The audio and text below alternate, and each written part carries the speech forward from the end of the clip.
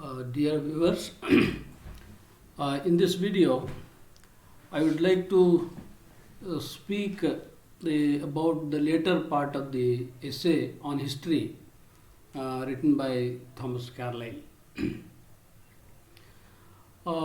In the next paragraph, see what is discussed by the writer, let us see. And before that, in the last session, we discussed the earlier part of the essay where essay is a record of action and it is recorded with kind of an appetite and some of the historians were mentioned, and it is history's true basis of wisdom is the experience we discussed. How is history a philosophy teaching by experience we discussed, and we also analyze the two difficulties while a historian encounters when he records or writes history. And history an essence is an essence of biographies, because it is not an individual's record, it is not an individual's life, but it is the life of the whole community, it is the life of the whole generation, it is the life of the whole era, and that's why it is an essence of biographies. Now let us move on to the next paragraph to know more views of the writer on history and to know how the writer elaborates his idea of history to the things that history records. Let us try to understand how history records various things. See, in the next paragraph, history records no common life, but the life of remarkable variations. Because history is not just a simple story of a particular incident, or it is a simple story of a particular area, but it deals with, or it records something that is remarkable with lots of variations.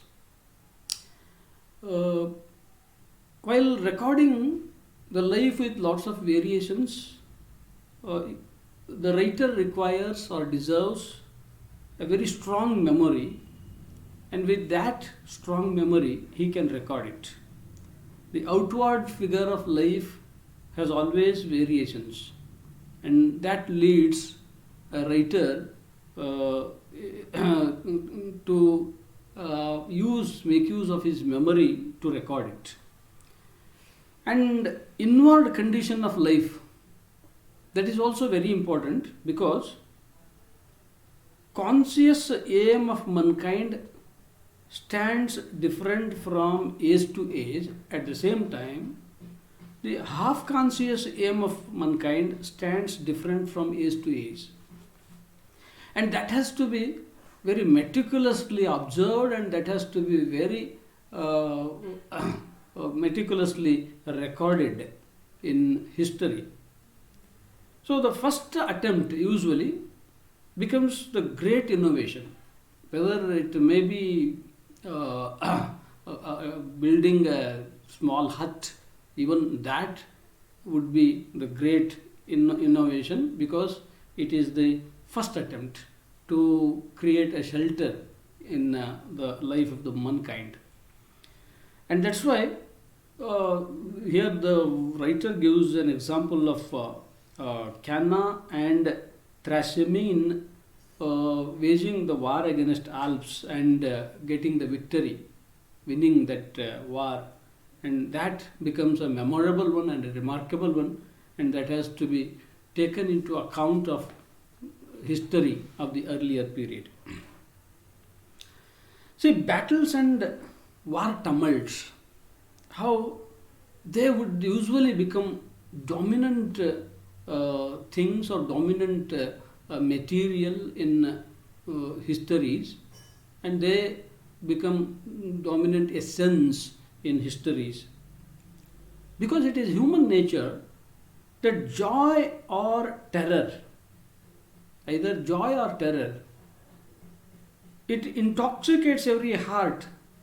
So they are well remembered.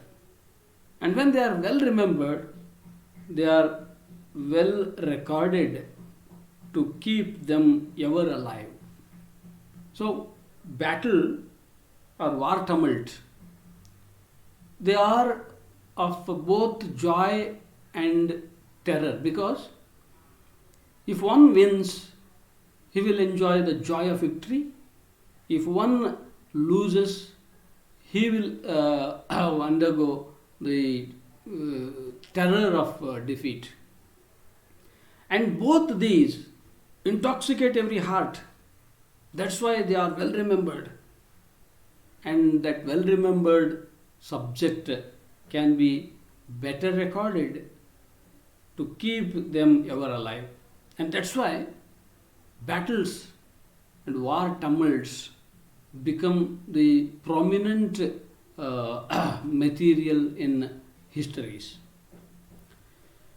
See, history doesn't only record the tumults of war or the battles, they also record the laws or political constitutions or the style of the governance at a particular time. They are not pertained to just one life, just one's life or an individual's life, but they are not of our life. That laws or the political constitutions or the style of governance are not exactly our life, but they are bare walls of the house. But inside, to lead our life, we require many other things with those laws or political constitutions or style of governance. Those are inventions and traditions. These are the essential furniture that every household deserves or requires to lead a comfortable life. And that's how history treats these things in its depth. Then he proceeds to say, the writer Thomas Carlyle proceeds to say, but those who taught us to think and act are the artists. But they are the long forgotten groups, because in the number of the pages of history, we never bother about mentioning something about the artists in detail, because most of the times history or historians neglect the mention of the great artists. But those who taught us to think and act are the artists. Phoenician mariners, Italian masons, Saxon metallurgists, and philosophers, and alchemists, and prophets. But if you go through history, how better we have captured the life of all these in the group. So Thomas Carlyle indirectly tells us that most of such people, most of these people are long forgotten. They are not well considered in the pages of history. So our history's most important part is lost without recovery. See, once history is written, once history is made, then the part that was lost, that would be lost forever without any possibility of recovery of it again in future. And that is one weakness of history. Then in the world of history, who are the chief benefactors? Usually, the kings and the battles are the chief benefactors in history, in the world of history. But others' endeavors lie entombed But others' endeavors, others' achievements, others' accomplishments, others' feats, they are just buried in the soil of memory. They are buried in the soil of forgetfulness. And that's why the kings and the battles are the chief benefactors in any histories that are created or that are made in the world. So, in this paragraph, the writer discusses three important things.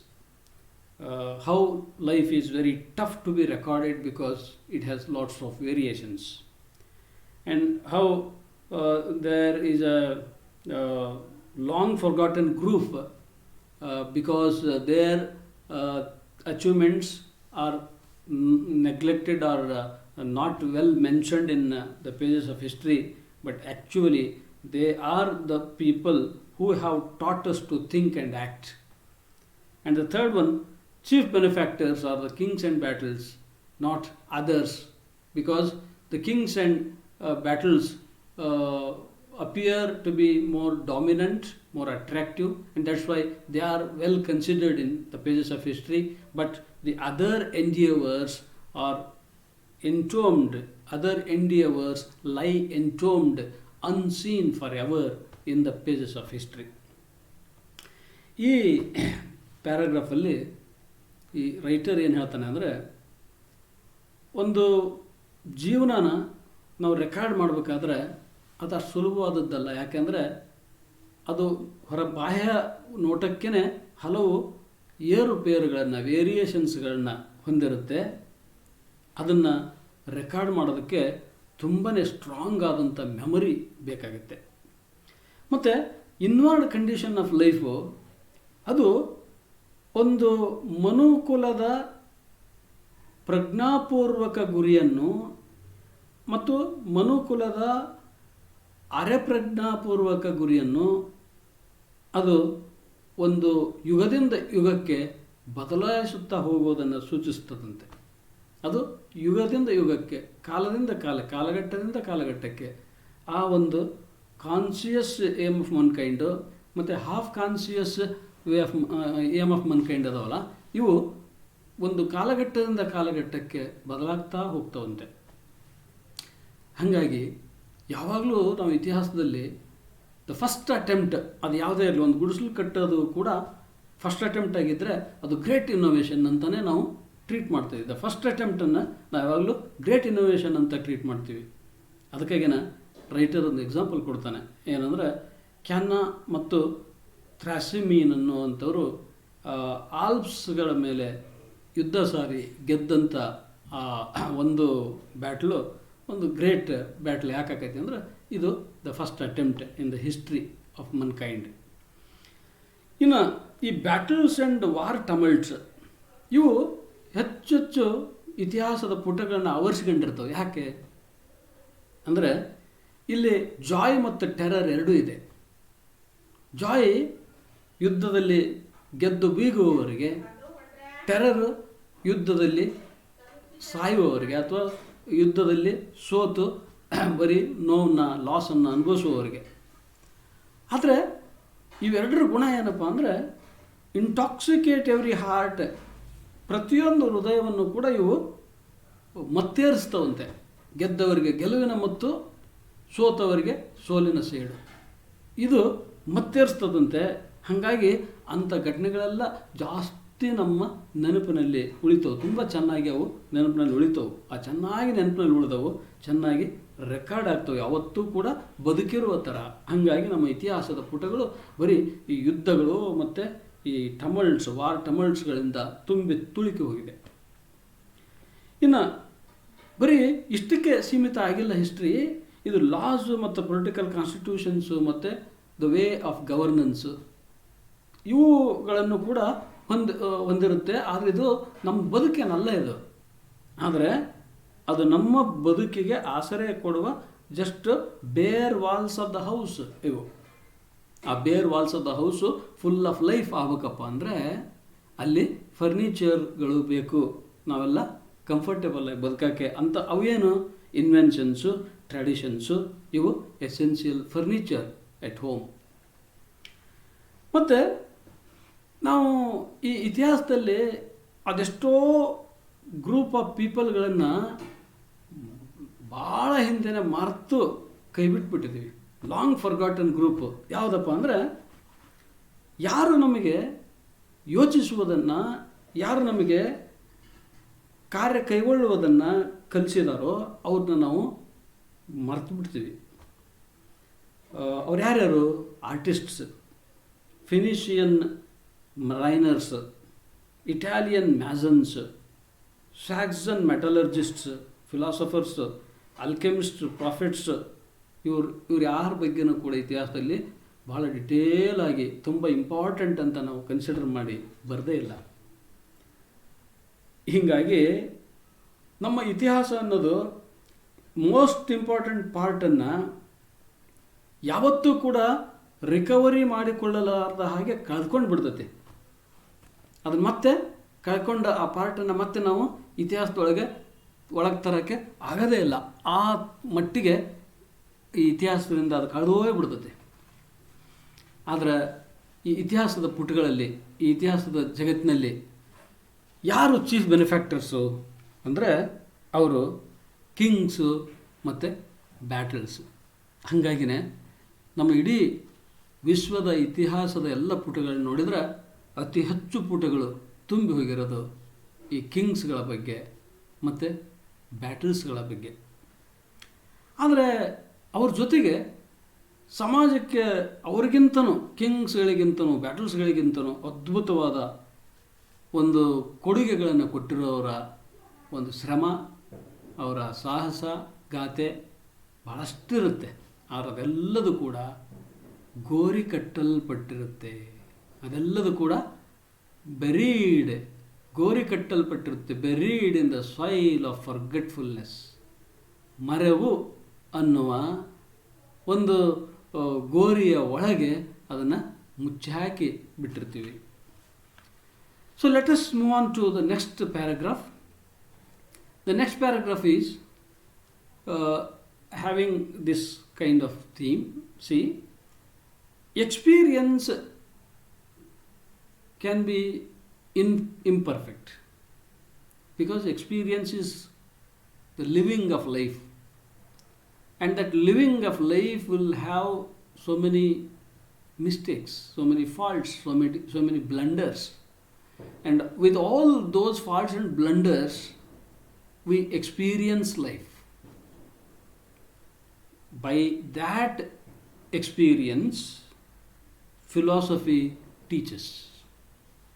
And that is one thing, that history is having that philosophy that teaches with experience.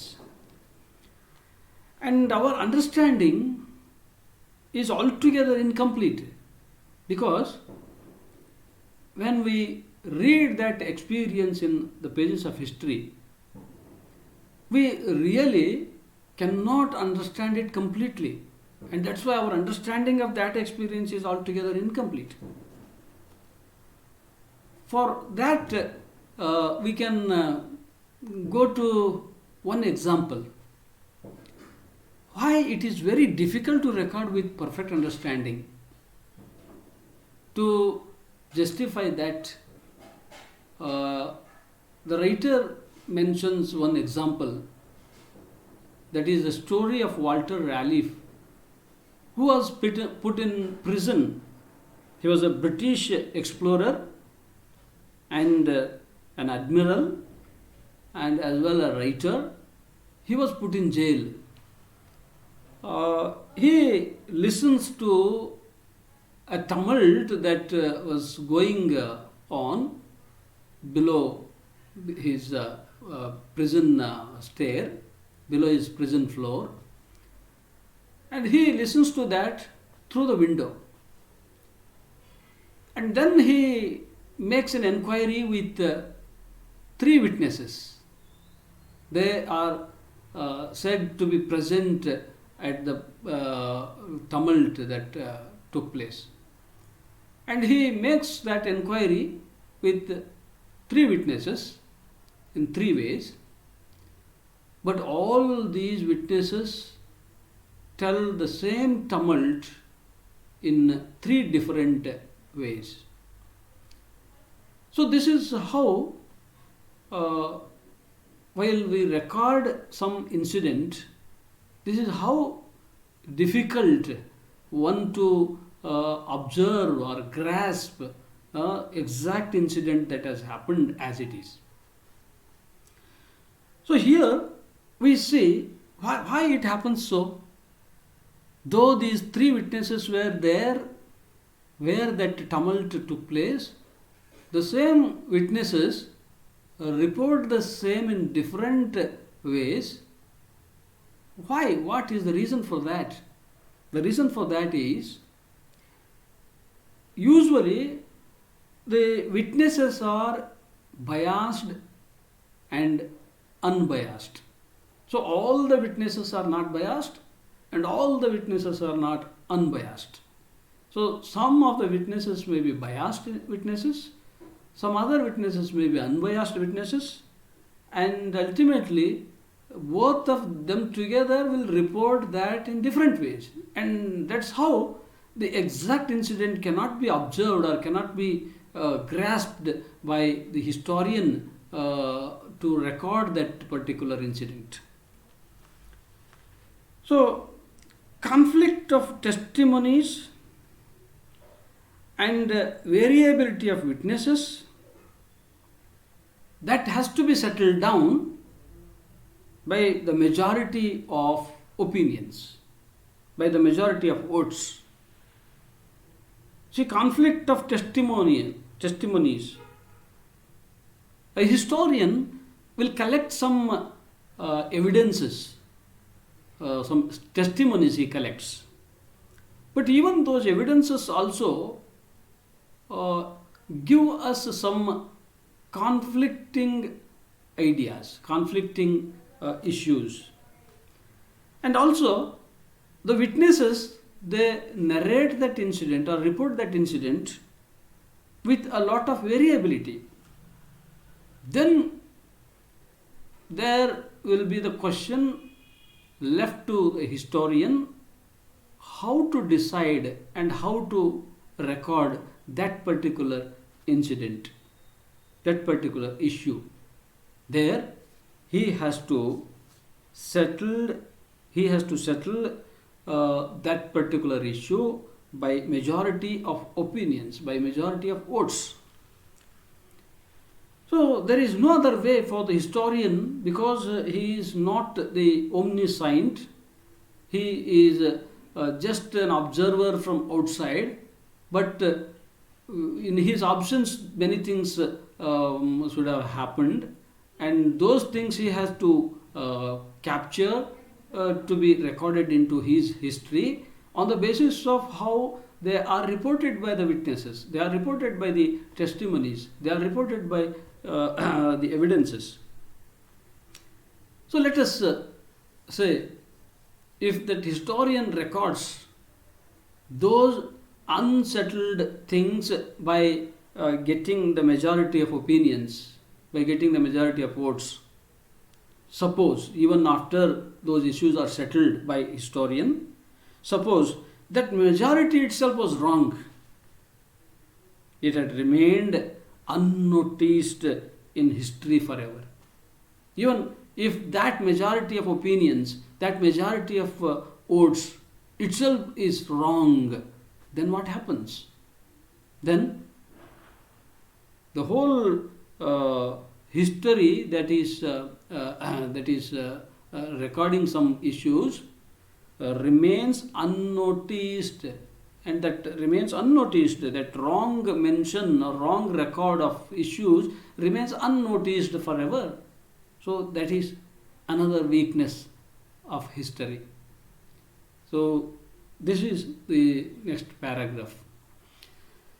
So in this video we read two important paragraphs. In these two important paragraphs we discussed the life, how it is tough to be recorded, and what are the long forgotten groups, and who are the chief benefactors in the pages of history, and how this experience is not always perfect, and philosophy is to teach with experience, and how our understanding of life would also be not complete. And here there is an example of the story of Walter Raleigh is given. When he was in prison, he happened to listen to a tumult below that prison building, and after he comes out, he inquires three witnesses, but all the three witnesses report it differently. And there he comes to know how it is difficult to record, how it is difficult to observe a particular incident or issue that has happened even in front of us. So that's how we can understand the vastness of history. History covers large part of life. It is not restricted to one particular field of life. It covers the whole part of life, and that's why it is so vast. And historian faces that difficulty of selecting, that difficulty of covering all the things or the whole life in its depth. So with this much, let us put an end to this presentation. Thank you.